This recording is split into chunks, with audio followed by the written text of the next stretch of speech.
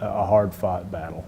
The case against East Texas Medical Center was long, but a victory nonetheless. I believe the jury was sending a message that the hospital is not just a hotel. They're responsible for the medical care in their hospital, and they're responsible for their medical staff.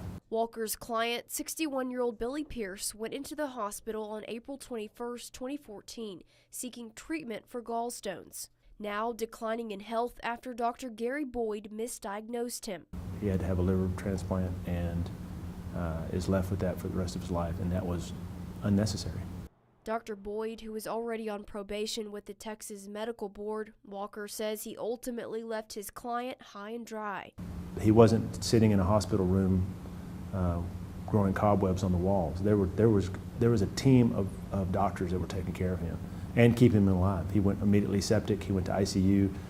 It was just he was abandoned by his GI doctor, and the doctor never notified anyone that he was quitting. He says this isn't an indictment on the medical community as a whole.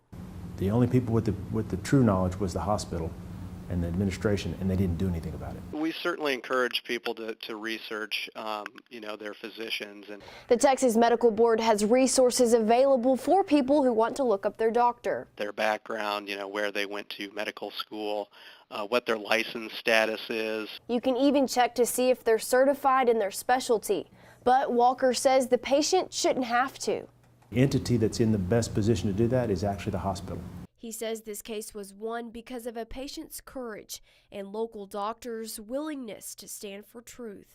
If you've got an issue, a loved one in the hospital, and there's a problem, speak up.